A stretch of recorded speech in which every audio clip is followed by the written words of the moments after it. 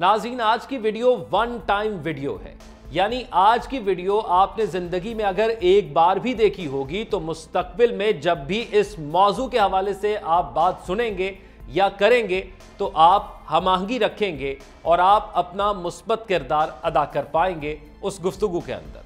नाज़रीन, आज हम बात करेंगे 2024 के अमरीकी सदारती इंतखाबात के बारे में। नाज़रीन, अमरीकी अवाम अपने सदर को कैसे चुनते हैं, यह अमल खासा पेचीदा और दिलचस्प है, क्योंकि अमेरिका में ज्यादा वोट लेने वाला हार भी जाता है और जिसके कम वोट होते हैं वो जीत भी सकता है। यह कैसे मुमकिन होता है?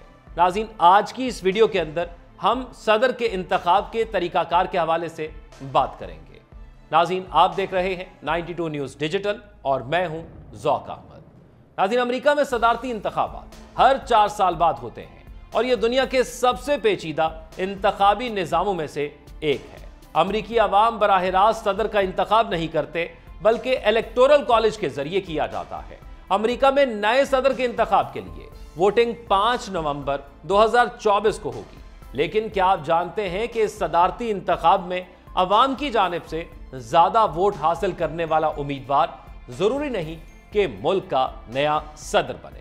इसकी वजह यह है कि अमेरिका में सदर का इंतखाब बराह रास्त आम वोटर नहीं करते, बल्कि यह काम इलेक्टोरल कॉलेज का है।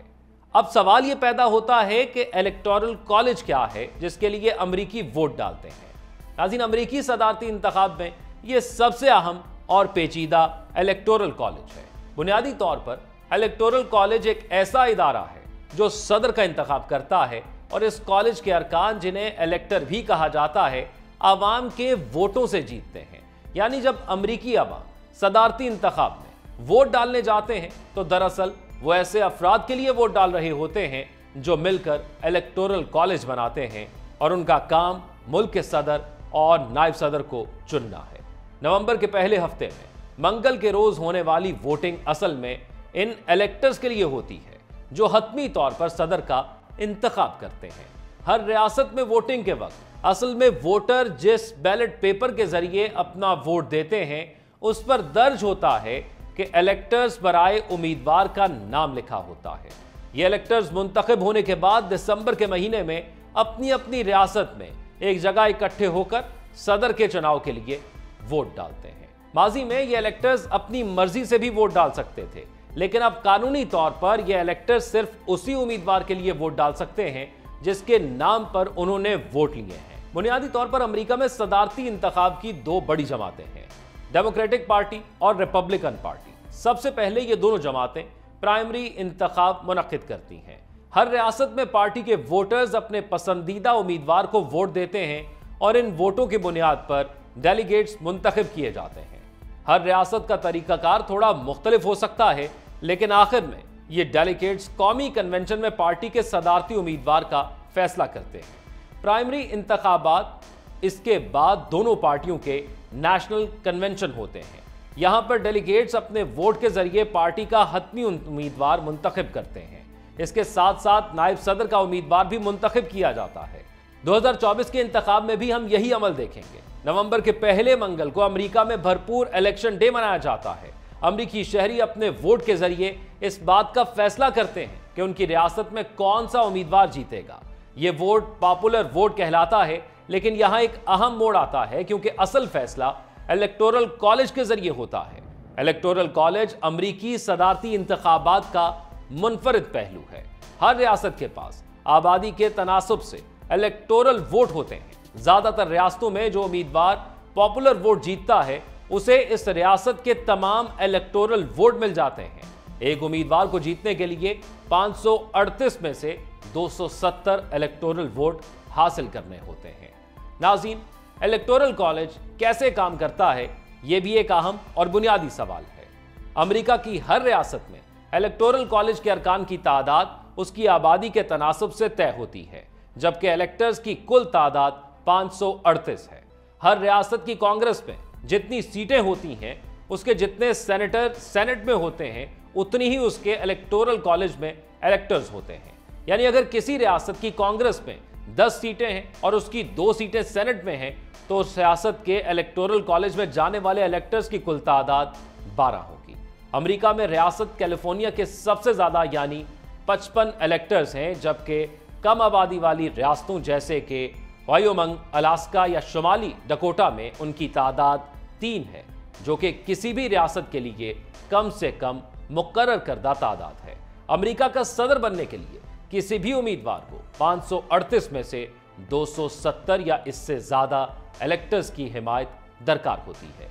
अमूमन रियासतें अपने तमाम इलेक्टोरल कॉलेज वोट इसी उम्मीदवार को देती हैं जिससे रियासत में आवाम के ज्यादा वोट मिले हों।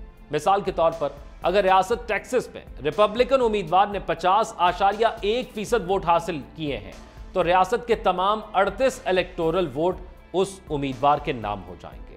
सिर्फ मैनहट्टन और नब्रास्का 2 ऐसी रियासतें हैं जो अपने इलेक्टोरल कॉलेज वोट उम्मीदवारों को मिलने वाले वोटों के तनासुब से तकसीम करती हैं। इसीलिए सदारती उम्मीदवार इन रियासतों पर ज्यादा तवज्जो मरकूज करते हैं, जिन्हें स्विंग स्टेट्स या डामाडोल रियासतें कहा जाता है। ये ऐसी रियासतें हैं जहां नताइज में पलड़ा किसी भी उम्मीदवार का भारी हो सकता है। सदारती उम्मीदवार जितनी ज्यादा रियासतें जीतते हैं उसके इलेक्टोरल वोट उन्हें व्हाइट हाउस के करीब तर ले जाते हैं। नाज़रीन, अब हम बात करेंगे कि क्या आप अवामी वोट की अक्सरियत हासिल करने के बावजूद भी सदारत से महरूम रह सकते हैं? जी, ऐसा बिल्कुल मुमकिन है और यही तो सबसे हैरानकुन है। ये ऐन मुमकिन है कि कोई उम्मीदवार कौमी सतह पर वोटर्स में सबसे ज्यादा मकबूल रहा हो, लेकिन वो सदर बनने के लिए दरकार 270 इलेक्टोरल वोट हासिल ना कर सके। दर हकीकत अमेरिका में गुज़िश्ता 5 में से 2 सदारती इंतखाब ऐसे उम्मीदवारों ने जीते जिन्हें मिलने वाले अवामी वोटों की तादाद हारने वाले उम्मीदवार से कम थी। 2016 में डोनाल्ड ट्रंप ने हिलरी क्लिंटन से 30 लाख वोट कम हासिल किए थे, लेकिन वो सदर बने क्योंकि उन्होंने इलेक्टोरल कॉलेज में अक्सरियत हासिल की। सन 2000 में जॉर्ज डब्ल्यू बुश ने 271 इलेक्टोरल वोटों से कामयाबी हासिल की, जबकि सदारती इंतखाब में नाकाम रहने वाले उनके मद्दे मुकाबिल डेमोक्रेटिक उम्मीदवार एल गौर को उनसे 5 लाख अवामी वोट ज्यादा मिले थे। इसके अलावा सिर्फ 3 अमरीकी सदूर ऐसे हैं जो पॉपुलर वोट हासिल किए बगैर सदर बने, और यह सब 19वीं सदी में हुआ जब John Quincy Edmunds, Rutherford B Hayes और बेंजामिन हैरिसन सदर बने। नाज़रीन, अब हम बात करेंगे कि अमेरिका में इस निज़ाम का इंतखाब क्यों किया जाता है। जब 1787 में अमेरिकी आइन तैयार किया जा रहा था तो सदर का एक कौमी सतह पर मकबूल वोट से इंतखाब नामुमकिन ही था। वजह मुल्क का बड़ा रकबा और मवासलात में मुश्किलात थी। इसी दौर में इस बारे में भी ज्यादा मवाफिक राय नहीं थी कि वाशिंगटन डीसी में कानून साजी करने वालों को सदर के इंतखाब का हक दे दिया जाए। इस सूरत हाल में आइन बनाने वालों ने इलेक्टोरल कॉलेज तश्कील दिया जिसमें हर रियासत इलेक्टर्स का इंतखाब करती है। छोटी रियासतों को यह निज़ाम पसंद आया क्योंकि इससे सदर के इंतखाब में उनका किरदार आम वोटिंग के मुकाबले में ज्यादा मौसर था। इलेक्टोरल कॉलेज का ख्याल मुल्क की जनूबी रियासतों में भी पसंद किया गया, जहां की आबादी का बड़ा हिस्सा उस वक्त गुलामों पर मुश्तमिल था। अगरचे गुलामों को वोट देने का हक नहीं था, लेकिन उस वक्त मरदमशुमारी में उन्हें शुमार जरूर किया जाता था और एक आज़ाद फर्द के मुकाबले में गुलाम को 5/3 गिना जाता था।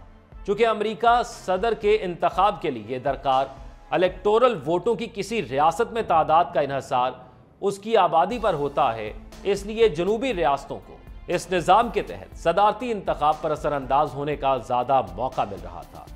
अब हम बात करते हैं कि क्या इलेक्टर्स के लिए आम वोटिंग में फाते उम्मीदवार को ही वोट देना ज़रूरी है। कुछ रियासतों में इलेक्टर्स अपने मनपसंद उम्मीदवार को वोट दे सकते हैं, चाहे आवाम ने उसे जितवाया हो या नहीं, लेकिन आमतौर पर इलेक्टर्स उसी उम्मीदवार को वोट देते हैं जिसे उनकी रियासत के आवाम ने ज़्यादा वोट दिए हैं। अगर इलेक्टर्स अपनी रियासत के आवाम के मुंतखब उम्मीदवार को वोट ना दें तो उन्हें फेथलेस या अकीदे से आरी कहा जाता है। 2016 के सदारती इंतखाब में 7 इलेक्टोरल कॉलेज वोटर्स ने ऐसा किया, लेकिन उनके इस इकदाम के नतीजे में कोई असर नहीं पड़ा।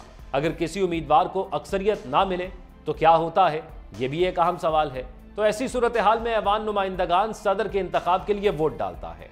ऐसा सिर्फ एक मरतबा हुआ है जब 1824 में इलेक्टोरल वोट 4 उम्मीदवारों के दरमियान तकसीम हुए और किसी को अक्सरियत नहीं मिल सकी। अब जबकि अमेरिकी सियासत में सिर्फ 2 जमातों का बोलबाला है, ऐसा दोबारा होना मुमकिन नजर नहीं आता। नवंबर के पहले हफ्ते के मंगल के रोज इलेक्शन डे के बाद दिसंबर में इलेक्टोरल कॉलेज के मेंबर्स वोट डालकर सदर और नायब सदर का इंतखाब करते हैं। फिर जनवरी में कांग्रेस इन वोटों की बाज़ाब्ता गिनती करती है। और यूं नया सदर और नायब सदर मुंतखब हो जाते हैं। आखिर में नौ मुंतखब सदर की हलफबरदारी की तकरीब होती है। यह तकरीब जनवरी में होती है, जिसके बाद वह बाकायदा तौर पर अपने ओहदे का आगाज करता है। तो नाज़रीन, यह था अमरीकी सदारती इंतखाबात का मुकम्मल तरीकाकार। यह एक लंबा और पेचीदा अमल है, लेकिन इसी अमल के जरिए दुनिया की सबसे बड़ी जमहूरियत अपना सदर चुनती है। क्या आपको यह इंतखाबी निज़ाम दिलचस्प लगा? नीचे कमेंट्स में अपनी राय का इजहार जरूर कीजिएगा और इस वीडियो को लाइक और शेयर करना मत भूलिएगा। अपना ख्याल रखिएगा। अल्लाह हाफिज।